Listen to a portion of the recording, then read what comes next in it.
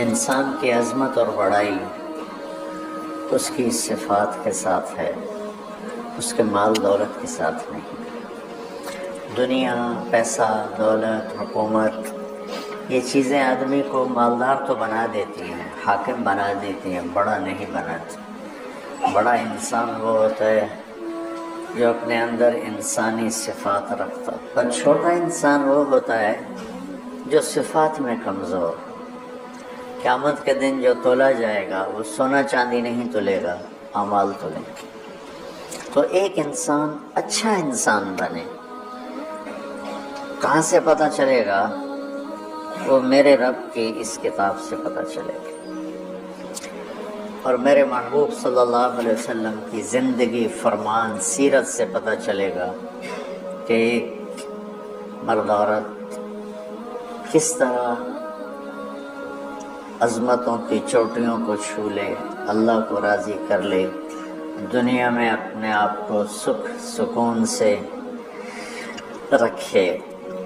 ہمارا علم غلط ہو گیا، ہم نے ہر چیز کو پیسے سے جوڑ دیا ہے کہ بڑے آدمی بنو گے پیسہ بنا لو، بڑے آرام سے رہو گے پیسہ بنا لو، بڑی عزت ہوگی پیسہ بنا لو، بڑی شہرت ہوگی پیسہ بنا لو، بڑی خوشی ہوگی پیسہ بنا لو۔ یہ علم کا منبع غلط ہے، پوری دنیا میں یہ علم شائع ہوا ہے۔ اللہ اس کا رسول کہتا ہے اس کتاب کے مطابق زندگی بنا لو، مزے ہو جائیں گے، عزت بھی ملے گی، سب کچھ ملے گی۔ حضرت علی رضی اللہ تعالیٰ عنہ کا ارشاد ہے، من اراد عزا بلا عشیرہ وغنى بلا مال وحیبة بلا سلطان وجاہة بلا اخوہ۔ جو آدمی عزت چاہتا ہو، خاندانی نہیں ہے، غنی بننا چاہتا ہو، پیسہ کوئی نہیں ہے، اپنا روب داب چاہتا ہو، طاقت کوئی نہیں ہے، اپنی وجاہت چاہتا ہو، پیچھے کوئی ووٹر سپورٹر کوئی نہیں، نعرے لگانے والے کوئی نہیں، کیا کرے؟ اور یہ چار چیزیں حدود کے اندر سب کو چاہیے، سب کی مطلوب ہے۔ مجھے عزت بھی چاہیے، اور مجھے کشادگی بھی چاہیے، تنگ دستی سے میرے نبی نے پناہ مانگی، مجھے اپنی ہیبت اور وجاہت بھی چاہیے۔ اگر یہ میں شریعت کی حدود کے اندر طلب کرتا ہوں تو اللہ کو بھی پسند ہے، اس سے جب باہر جاتا ہوں تو اللہ کو ناپسند ہے۔ تو حضرت علی نے کیا فرمایا کہ جو یہ چیزیں چاہتا ہے تو ایک کام کرے، فَلْيَخْرُجْ مِنْ ذُلِّ مَعْصِيَةِ اللَّهِ إِلَىٰ عِزِّ طَاعَةِ اللَّهِ، کہ اللہ کی نافرمانی والا راستہ ذلت کا راستہ ہے، وہ چھوڑ دے، اور اللہ کی فرما برداری والا راستہ عزت کا راستہ ہے، وہ اختیار کر لے۔ تو قرآن وہ پیغام ہے جو ہمیں عزت والا راستہ بتاتا ہے، قرآن وہ پیغام ہے جو ہمیں بلندیوں کا راستہ بتاتا ہے، اور قرآن وَهَذَا بَلَاغٌ لِلنَّاسِ، قرآن وہ پیغام ہے جو ہمیں عروج کا راستہ بتاتا ہے، جنت کا راستہ بتاتا ہے، جہنم سے بچنے کے طریقے بتاتا ہے، اللہ اس کے رسول کی بارگاہ میں قیمتی ہونے کا طریقہ بتاتا ہے، لوگوں کے دلوں پہ راج کرنے کا طریقہ بتاتا ہے، چین کی بنسری بجا کے سونے کا راستہ بتاتا ہے، گھروں کی معاشرت کو خوبصورت بنانے کا پوری دنیا میں کسی کے پاس نسخہ نہیں سوائے میرے رب کی اس کتاب کی۔ کتاب انزلناہ الیک لتخرج الناس من الظلمات الی النور۔ اور دکھ درد کے بعد یہ ہے کہ امت نے قرآن چھوڑ دی۔ یا رب ان قوم اتخذوا ھذا القرآن مہجورا۔ ہذا کے لفظوں جو طاقت ہے، یا اللہ ان کی گود میں پڑا تھا قرآن، ان کی جھولی میں پڑا ہوا تھا قرآن، اور انہوں نے اس سے مہجورا، ترکو نہیں، متروکا نہیں، مہجورا۔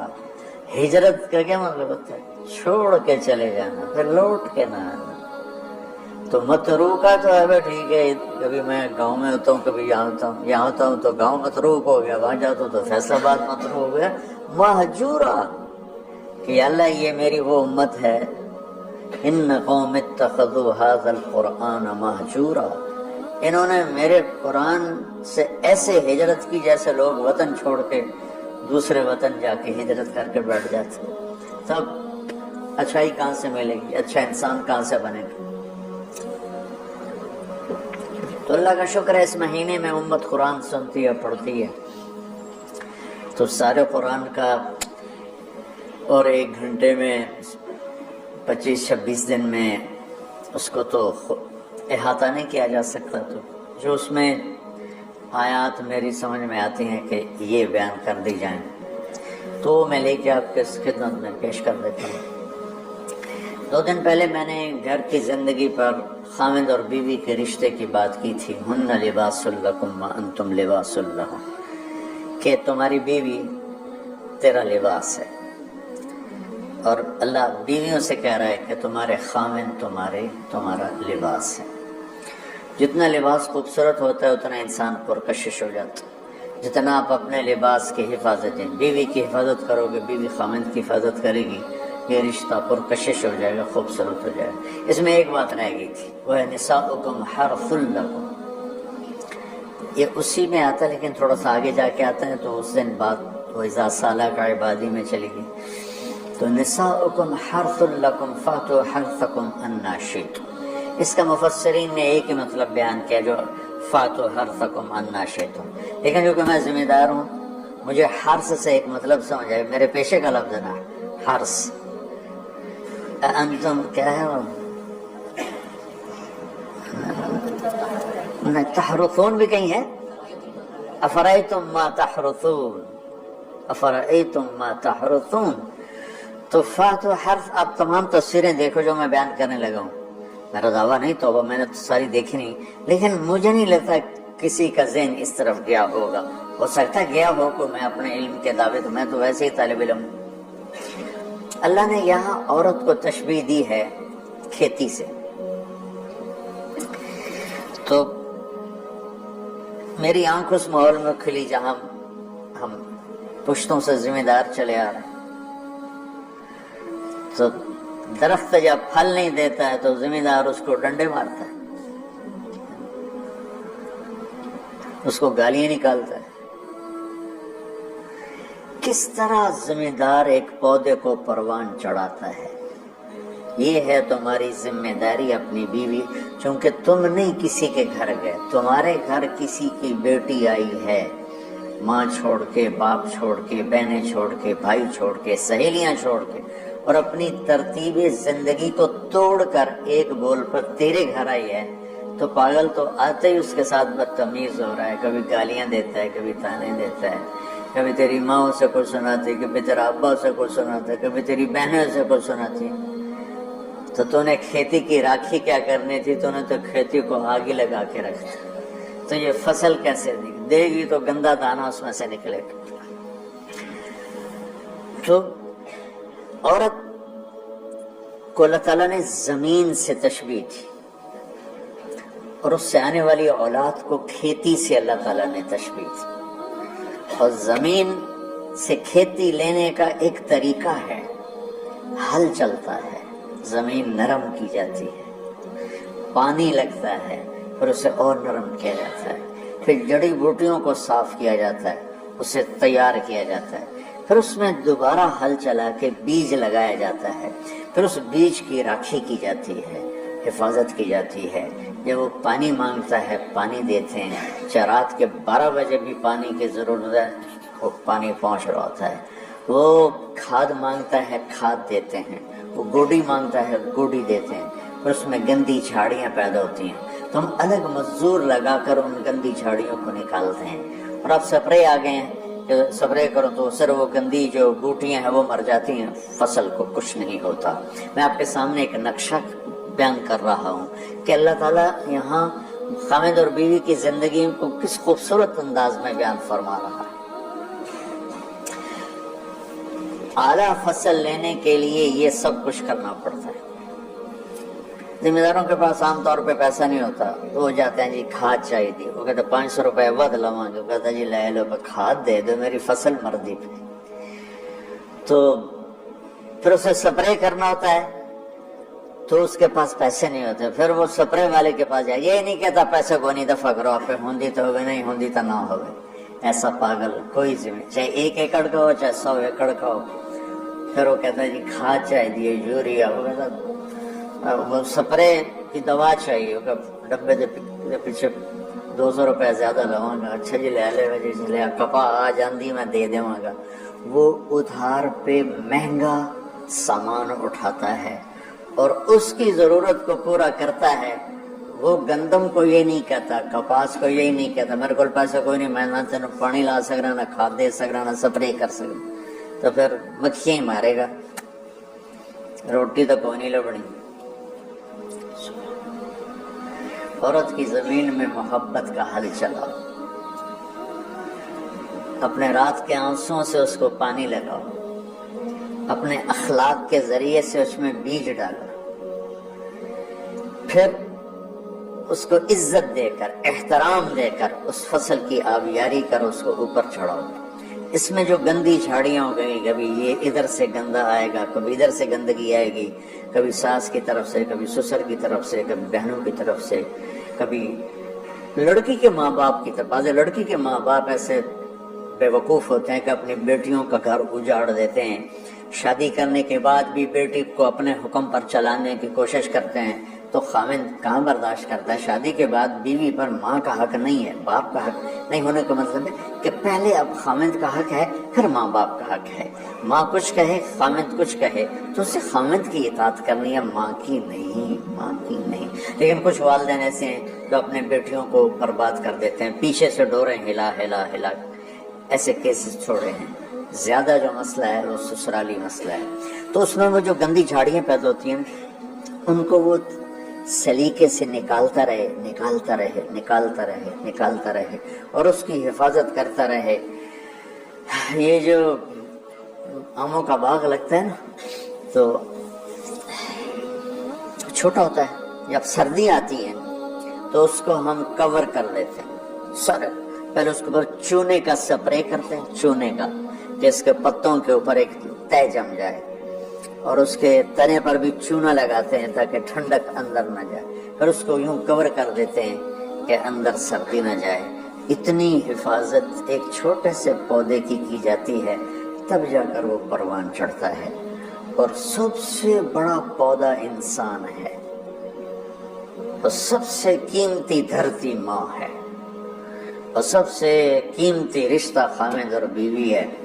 اور آج کے خاوند بیوی کو ماں کی گالیاں نکال رہے، بہنوں کی گالیاں نکال رہے، جیسے وہ خرید کے کسی لونڈی کو خرید کے لے. کسی کی بیٹی ہے تو کھیتی، تم لوگ دورے والے اب جا رہے ہو، ہماری شادیاں ہو گئی، تو اللہ کے واسطے بچوں بدتمیز نہ بننا اپنی بیویوں کے ساتھ.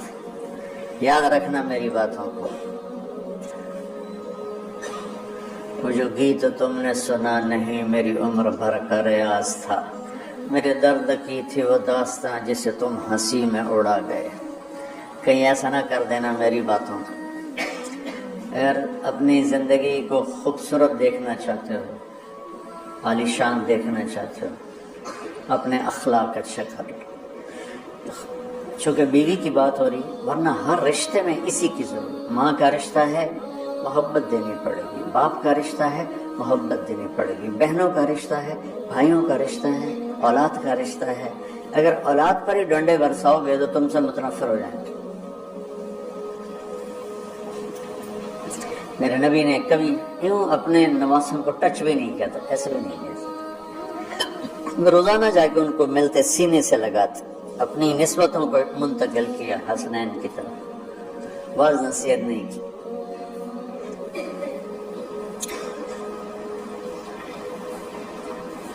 بہت سے بچے علماء کے، تبلیغ والوں کے، نیک لوگوں کے ضائع ہو گئے کہ بچے کا ذوق نہیں دیکھا، بس حافظ بنانا ہے، عالم بنانا ہے، حافظ بنانا ہے، عالم بنانا ہے.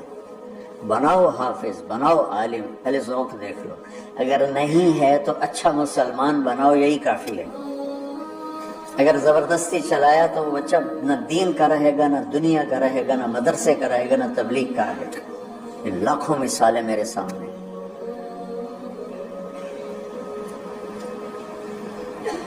تو اولاد پر بھی جبر کرو گے تو باغی ہو جائیں گے. ایک ہمارے ساتھی نے اپنے بیٹے کو حافظ بنایا, وہی تبلیغی زور, بچے کو تمنا نہیں ہے, انہیں بنایا. جب اس نے سر نکل آیا اس کا اور اس کی شادی ہونے لگی تو اس کے والد نے کارڈ چھپایا, حافظ فلاں فلاں. انہیں سارے کارڈ جلا دیے, جلانے کا مطلب پھینکوا دیا, کہ نئے سرے سے کارڈ چھپاؤ اور حافظ کا نام کٹاؤ, حافظ کا نام کٹا کے میرے کارڈ چھپاؤ. یہی فیصلہ آباد کا واقعہ. تو تمہارے ساتھ عالم کا لفظ لگا ہوا ہے, تم کہو کہ میری اولاد بھی عالم ہو. 6 مہینے کی اولاد, اس کے سر پہ بڑی ساری ٹوپی ہو گئی, جی چاہے تو اس سے داڑھی بھی کاٹ لو ہوتی تھی. تو اتنے بچوں کے سر پہ ٹوپیاں چڑھائی ہوتی ہیں. ان کی فطرت کی زندگی, ان کو کھیلنے دو, انہیں ٹائم دو, انہیں دیکھو یہ کدھر مڑ رہے ہیں. جس طرف ان کا دھارا جا رہا ہے, صرف عالم بننے والا ہی مسلمان ہوتا ہے, صرف حافظ بننے والا ہی مسلمان ہے, اور کوئی مسلمان ہے ہی نہیں. اللہ نے ہمیں جو دعا سکھائی ہے, رب ہب لی من الصالح, رب حب لی من العلماء تو نہیں کہا, رب حب لی من الحفاظ بھی نہیں کہا, من الصالحین. نیک ہونا ضروری ہے, عالم ہونا ہو گیا تو ٹھیک ہے, نصیب کی بات ہے, بہت اعلیٰ چیز. حافظ بن گیا بہت اعلیٰ چیز, لیکن زبردستی کراؤ گے پچھتاؤ. زندگی کے تمام شعبوں کو زندہ کرنا.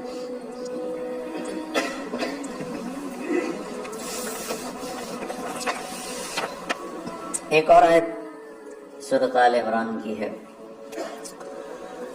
یہ سارے دین کی روح ہے اور یہ دین کا مرکزی نقطہ ہے. مرکزی نقطہ جیسے گاڑی ہوتی ہے نا, اس کا بیلنس کیا جاتا ہے تو پھر وہ صحیح چلتی ہے. اس کا ایک نقطہ ہوتا ہے, اس پر آ کر چاروں ٹائروں کو ایک جیسے زاویے پر جمع کرنا ہوتا ہے, پھر وہ صحیح چلتی ہے. اگر وہ بیلنس آؤٹ ہو جائے تو وہ سوزوکی ہو یا لینڈ کروزر ہو, وہ سیدھی نہیں چلے گی, کبھی یوں ہو جائے گی, کبھی یوں ہو جائے گی, کبھی یوں. وہ خود بھی تھکے گی اور مسافر کو بھی تھکائے گی. تو ہر چیز کا سینٹر پوائنٹ جب صحیح ہوتا ہے تو چیز صحیح چلتی ہے. اسلام کا جو مرکزی نقطہ اور پوائنٹ ہے وہ نرمی ہے, شدت نہیں. وہ نرمی ہے, وہ عبادات اور باقی ساری چیزیں اپنی اپنی جگہ پر, لیکن ان سب کو جوڑنے والی جو چیز ہے وہ نرمی ہے. یہ میں نے کہاں سے لیا, میں ایک دفعہ جا رہا تھا پاناما, تو سورہ کہف کو دیکھ کے پڑھ رہا تھا. ویسے مجھے یاد ہے میں دیکھ کے پڑھ رہا تھا. تو جب میں وَلْيَتَلَطَّفْ پر پہنچا تو حاشیے میں لکھا تھا نصف القرآن. تو میں ایسی تھوڑی دیر سوچ میں پڑا کہ یہ اللہ تو قادر ہے, یہاں کوئی لفظ لا سکتے تھے اللہ تعالیٰ, یہ کیوں لائے وَلْيَتَلَطَّفْ, حد سے زیادہ نرمی کا معاملہ کرنا. وہ جو روٹی لینے میں گیا ترکی میں, ترسوس ایک جگہ ہے جہاں اردن والے بھی دعویٰ کرتے ہیں کہ یہاں سے اصحاب کہف, میں نے وہ بھی دیکھا ہے, اور ترکی والے بھی کہتے ہیں میں نے وہ بھی دیکھا ہے. تو ترکی والا قرآن کی تعبیر سے زیادہ جوڑ کھاتا ہے, اردن والا جوڑ نہیں کھاتا ہے. تو اس کا وَلْيَتَلَطَّفْ, اے بھائی کوئی بھاؤ تاؤ کے چکر میں نہ پڑنا, بڑی نرمی سے پیار محبت سے روٹی لے کے آجا, بھوک لگی. اور صیغہ مبالغے کا ہے, تلطف, تفاعل, مبالغہ اور تکلف. تو تمہارے اندر اگر سختی ہے پھر بھی تم با تکلف نرمی کرو, تمہارے اندر شدت ہے پھر بھی اپنے اوپر نرمی طاری کرو.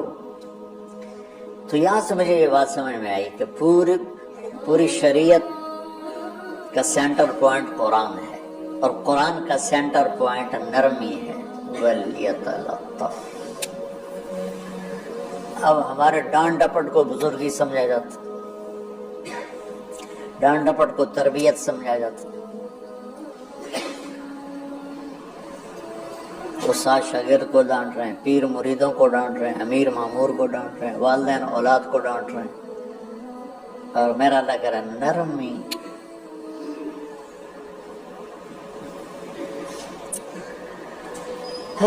ہاں اب آیت سنو، یہ بات سمجھ میں آئے گی؟ اب آیت سنو، اللہ تعالیٰ فرما رہا ہے اپنے محبوب سے، فَبِمَا رَحْمَةٍ مِّنَ اللَّهِ لِنْتَ لَهُمْ وَلَوْ كُنْتَ فَظًّا غَلِيظَ الْقَلْبِ لَانفَضُّوا مِنْ حَوْلِكَ فَاعْفُ عَنْهُمْ وَاسْتَغْفِرْ لَهُمْ وَشَاوِرْهُمْ فِي الْأَمْرِ فَإِذَا عَزَمْتَ فَتَوَكَّلْ عَلَى اللَّهِ إِنَّ اللَّهَ يُحِبُّ الْمُتَوَكِّلِينَ۔ سبحان لِنْتَ لَهُمْ بِرَحْمَةِ اللَّهِ، یہ ہونا چاہیے جو نحو کا قاعدہ ہے، فعل پہلے ہوتا ہے اس کے متعلقات بعد میں ہوتے ہیں، تو لِنْتَ لَهُمْ بِرَحْمَةِ اللَّهِ، آپ اللہ کی رحمت سے نرم ہو اپنی امت کے لیے۔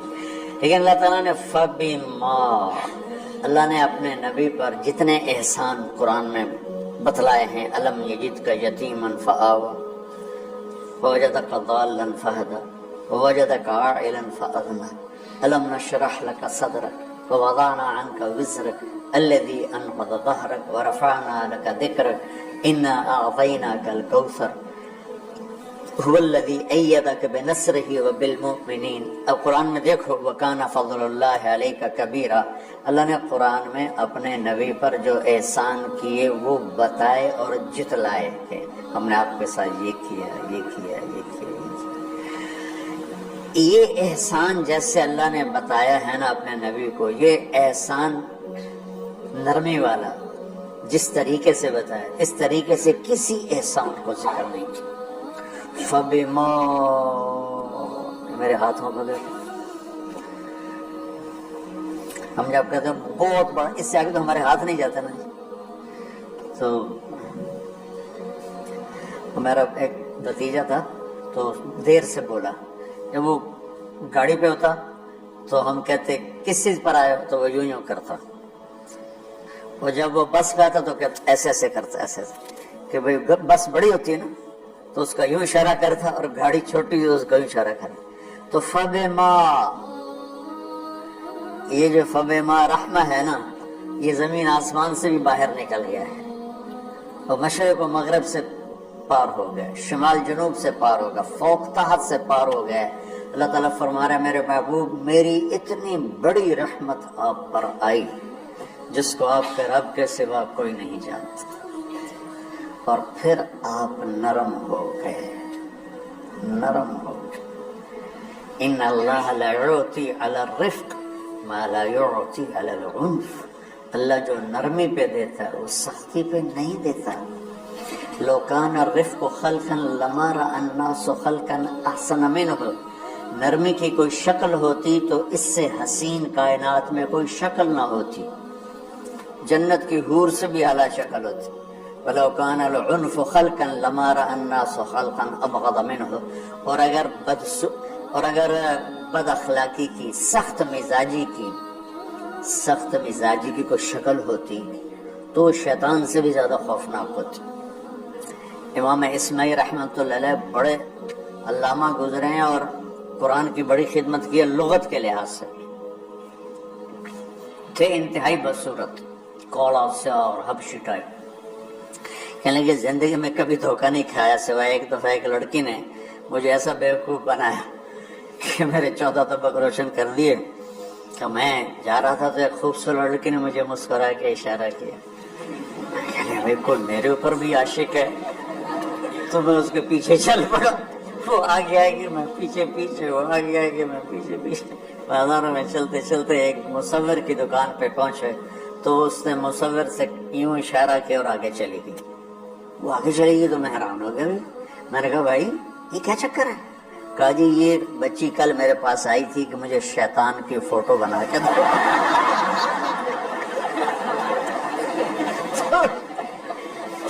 تو میں نے اسے کہا بیٹی میں نے تو شیطان دیکھا نہیں، تو مجھے دکھا تو میں اس کا فوٹو بناؤں، تو آج تمہیں لے کر کہہ رہی تھی یہ ہوتا ہے، ایسا ہوتا ہے۔ تو اگر سختی کی کوئی شکل ہوتی نا تو شیطان سے بھی بدصورت ہوتی۔ تو ہماری زندگی میں جو آئی ہیں نا رکاوٹیں، اس کا کوئی اس کا کوئی بڑا سبب نہیں ہے، یہ اسباب ہیں، چھوٹے چھوٹے مل کے بڑے ہو، زبان کی شدت، بول کی شدت، نظر کی شدت، تانے تشنی، مار پٹائی، اس نے ہمارے رشتوں کو تار تار کر دیا ہے۔ اور میں قربان جو میرا اللہ تعالیٰ کہہ رہا ہے لو کنت فظا غلیظ القلب، اگر آپ کی زبان میں شدت ہوتی، آپ کے مزاج میں شدت ہوتی، لانفضوا من حولک، انفضوا کا مطلب بتایا تھا نا کل پرسوں، بھگدڑ مچ جانا، پیچھے مڑ کے نہ دیکھنا۔ معلم محمد مصطفیٰ جیسے ہوں صلی اللہ علیہ وسلم، اور طلبہ اصحاب رسول جیسے ہوں،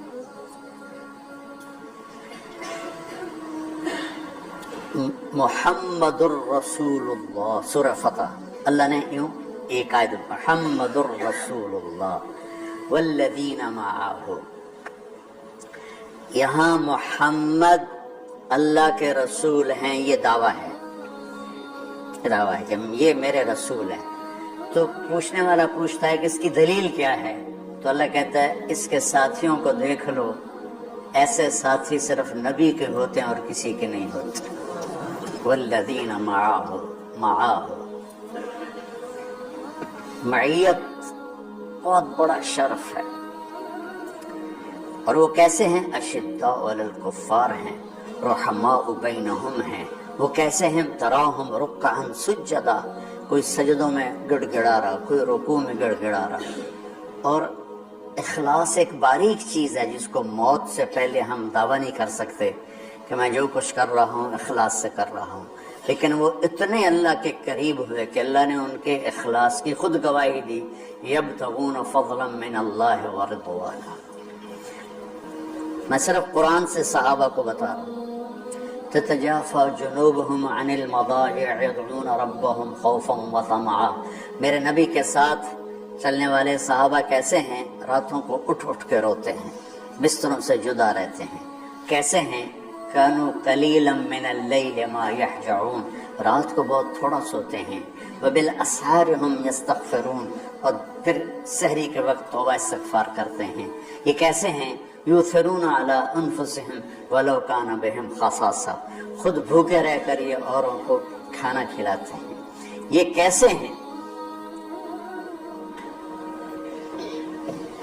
لقد رضی اللہ عن المؤمنین اذ یبایعونک تحت الشجرہ فعلم ما فی قلوبهم۔ یہ کیسے ہیں؟ یہ قرآن صرف بتا رہا ہے کہ صحابہ، آخری بات درجہ بندی کی، لا یستوی منکم من انفق من قبل الفتح وقاتل۔ میرے محبوب، آپ کے صحابہ کے دو ہیں جماعتیں، ایک وہ ہیں جو فتح مکہ سے پہلے ایمان لائے، اور ایک وہ ہیں جو فتح مکہ اور اس سے آخر تک ایمان لائے۔ یہ جو بعد والے ہیں نا، یہ پہلے والوں کے برابر نہیں ہو سکتے، اللہ نے فرق مراتب رکھا ہے۔ لیکن ایک وعدہ میرا آپ کے ساتھ ہے، وہ کیا ہے؟ کلن وعد اللہ الحسنى، میرا وعدہ ہے آپ کے ہر صحابی کو جنت دوں گا، ہر صحابی کو جنت دوں گا۔ اور یہ پہلی جماعت ہے جن کی حمایت میں قرآن اترتا تھا۔ اور ایک عجیب ہے، ایک لفظ قرآن کا، ایک لفظ، ایک آیت اتری، لا يستوي القاعدون من المؤمنین والمجاہدون فی سبیل اللہ۔ یہ آیت ایسے اتری جیسے میں نے پڑھا ہے کہ اللہ کے راستے میں جہاد کرنے والے اور گھر بیٹھنے والے برابر نہیں ہو سکتے۔ عبداللہ بن ام مکتوم نابینا صحابی ہیں، انہوں نے جب آیت سنے کہا یا اللہ یہ کیا کیا؟ وہ میں انا محتاج، میں کتوں جا کے جہاد کرنا ہے، میرے لیے تو گنجائش دے۔ سبحان، یہ کیسے لوگ تھے؟ جبریل دوڑے آئے اور وہی کیا لائے؟ ایک لفظ، صرف ایک لفظ کہ یا رسول اللہ، اللہ فرما رہے ہیں کہ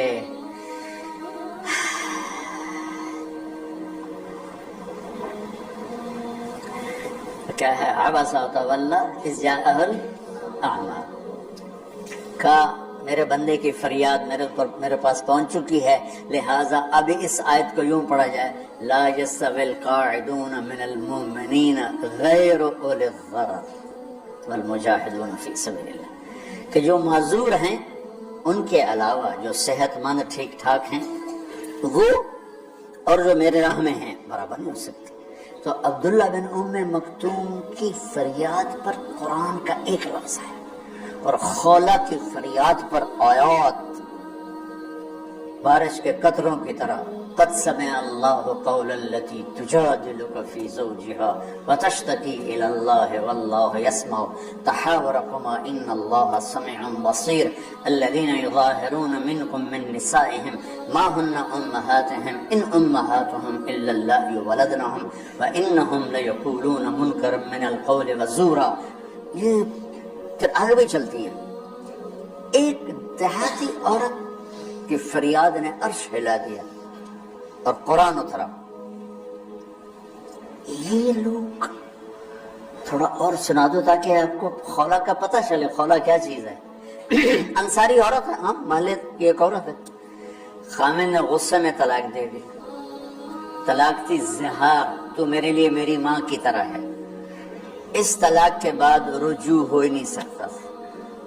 3 طلاق میں تو رجوع ہو جاتا نا کہ کسی اور جگہ شادی ہو جائے, وہاں سے طلاق ہو جائے واپسی.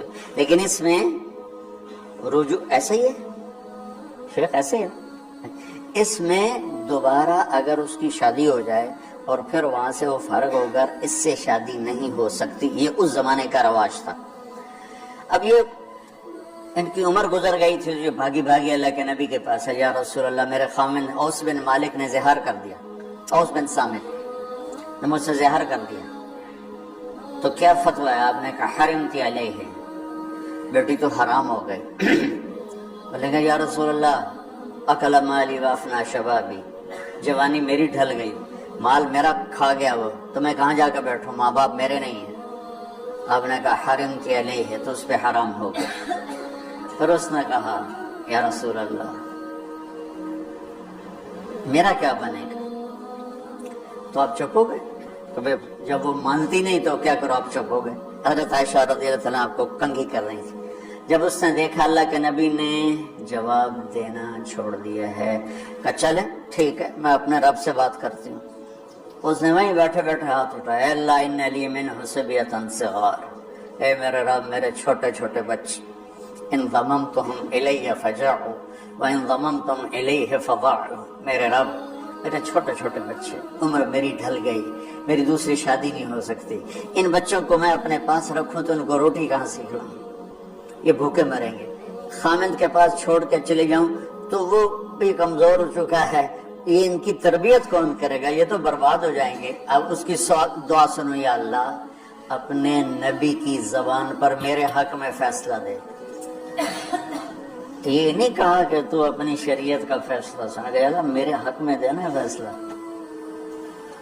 اور اللہ تعالیٰ کا قرآن آ گیا, ہاں خولا ہم نے اپنے رحمت کے طفیل تیرے حق میں فیصلہ دے دیا.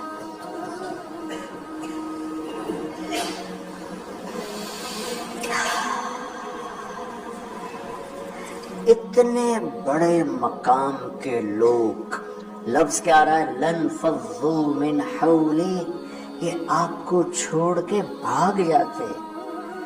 سختی اتنی بڑی بلا ہے کہ اتنے دھرتی نے کسی نبی کے ایسے ساتھی نہ دیکھے اور ایسے عظیم انسان دنیا میں نہ آئیں گے. انبیاء کے بعد عظیم ترین انسانوں کا ٹولہ, لیکن وہ بشر تھے, ان سے خطائیں ہوئیں, ان سے گناہ ہوئے, پر اللہ نے کہا جاؤ ہم نے معاف کر دیا. کلن وعد اللہ الحسنی, جاؤ سب کے لیے جنت ہے. تو میرا اللہ کہہ رہا ہے میرے محبوب, اور اب تھوڑے سے احادیث سے سن لو. آپ نے کہا ابو بکر جنتی, عمر جنتی, عثمان جنتی, علی جنتی, طلحہ جنتی, زبیر جنتی, سعد بن ابی وقاص جنتی, عبد الرحمن بن عوف جنتی, ابو عبیدہ بن جراح جنتی, سعید بن زید جنتی. بلال جب جنت میں جاتا ہوں تیرے پاؤں کی آہٹ اپنے آگے آگے سنتا ہوں. جس نے جنتی عورت کو دیکھنا ہو ام رومان کو دیکھ لے.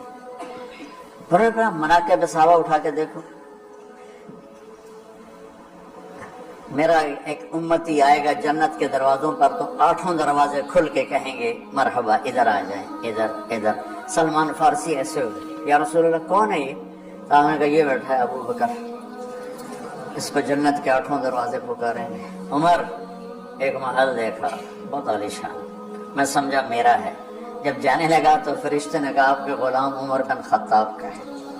عثمان جنت میں ہر نبی کا رفیق ہے, میرا رفیق تو ہے. پھر حضرت علی کا ہاتھ پکڑ کے کرتے کرتے کرتے یہاں لگا لیا. علی تو بھی خوش ہو جا, جنت میں تیرا گھر میرے گھر کے سامنے ہے. طلحہ زبیر ہر جنتی کا ایک خادم, میرے 2 خادم طلحہ اور زبیر. تو اس ایک لائن لگی پڑی ہے, اور میرا اللہ کہہ رہا ہے میرے محبوب اگر آپ کے مزاج میں شدت ہوتی تو ایسے عظیم الشان لوگ آپ کو چھوڑ کے بھاگ جاتے. بچو کیا کروں, سنا کے بھی تھک گیا ہوں. ایک بلبل ہے کہ ہے محو ترنم اب تک, اس کے سینے میں ہے نغموں کا تلا تم اب تک. قید موسم سے طبیعت رہی آزاد اس کی, کاش گلشن میں کوئی سمجھے فریاد اس کی. میں تو پچھلے 20 سال سے فریاد کر رہا ہوں, او بھائیو نرمی اختیار کرو, محبتیں اختیار کرو, نفرت اختلاف کرو, نفرت تو نہ کرو. بیوی سے اختلاف ہو گیا ہے تو نفرت تو نہ کر, بیوی کو خامن سے ہو گیا نفرت تو نہ کرے, بہن بھائیوں میں ہو جاتی ہو شریف, نفرت ہے تو نہ کرو. سلام دعا ختم. تو آپ فارغ ہونے والے ہو, یہ اسباق یاد رکھو گے تو آپ ہی کو فائدہ ہوگا انشاءاللہ. پھر جہاں جاؤ گے گلاب کے پھول کی طرح مہکو گے. چمن میں بہت سے پھول ہوتے ہیں, لیکن جہاں گلاب کھلا ہوتا ہے سب کی نظر وہیں جا کر ٹکتی. تو اگر میں نے یہ اخلاق بنا لی, یہ نرمی اپنے اندر پیدا کر لی, تو اللہ کی قسم گلاب کے پھول کی طرح مہکو گے بھی صحیح, اور پرکشش بھی ہوگی, جاذبیت بھی ہوگی. شکلوں کی کشش چند دنوں کے بعد ختم ہو جاتی, اخلاق کی کشش موت تک باقی رہتی. جیسے روٹی کی طلب موت تک ختم نہیں ہوتی, باقی چیزیں آدمی کہتا ہے یار گوشت بڑا کھا لیا, دال بڑا ہو, بھنڈی کھا لیا توری بناؤ, لیکن روٹی ایسی ہے کوئی کسی دن جاتا روز ہی روٹی تو اس طرح اندر رچ پچ گئی. ایسے اچھے اخلاق روٹی کی طرح ہیں جن کی طلب کبھی ختم نہیں ہوتی. تو ہمارے علمی حلقے ہوں, دیندار حلقے ہوں, ان سب میں شدت پائی جاتی, ہر درجے کی شدت. تم بیچ میں موم بن کے جاؤ, لوہا بن کے نہ جاؤ, موم بن کے جاؤ. اور سارے رشتوں کی تلخیوں کو اپنے پی جا, ایام کی تلخی کو بھی ہنس کے ناصر, غم کے سہنے میں بھی قدرت نے مزہ رکھا ہے. تلخیوں کو پینا سیکھو, زبان کو بند کرنا سیکھو, اور پھر مسکرانا سیکھو, اور نرمی کا سلوک سیکھو جو میرے نبی کی سب سے عالی شان صفت فبما رحمت من اللہ.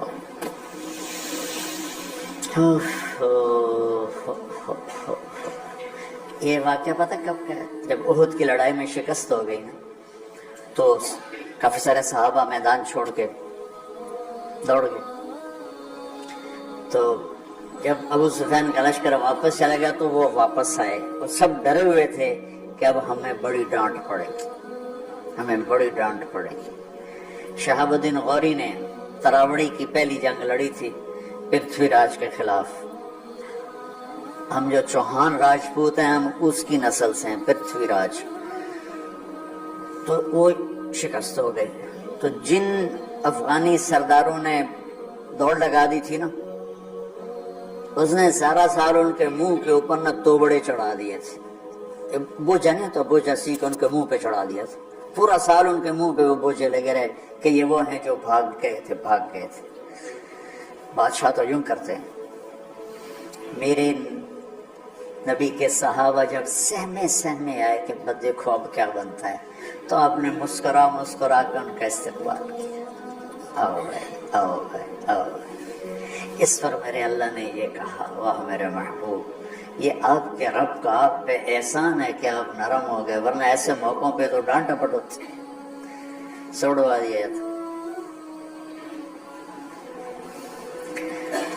استنبول کا قلعہ فتح نہیں ہو رہا تھا، سلطان محمد فاتح 21 برس کی عمر، تو اس نے سپہ سالار کو بھرے مجمع میں کوڑوں سے اس کی پٹائی شروع کر دی اور اس کو ہٹا کے دوسرے کو لگا دی. اور میرے نبی کہہ رہے ہیں آؤ بھائی آؤ بھائی آؤ.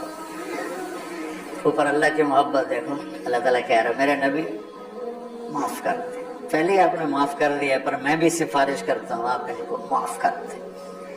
اور آگے کہتے ہیں واستغفر لہم، اور اب مجھے بھی کہیں کہ میں بھی معاف کر دوں. کیا لوگ تھے، کیا لوگ تھے کہ جن کے بارے میں اللہ کہہ رہا ہوں مجھے کہو میں ان کو معاف کر دوں.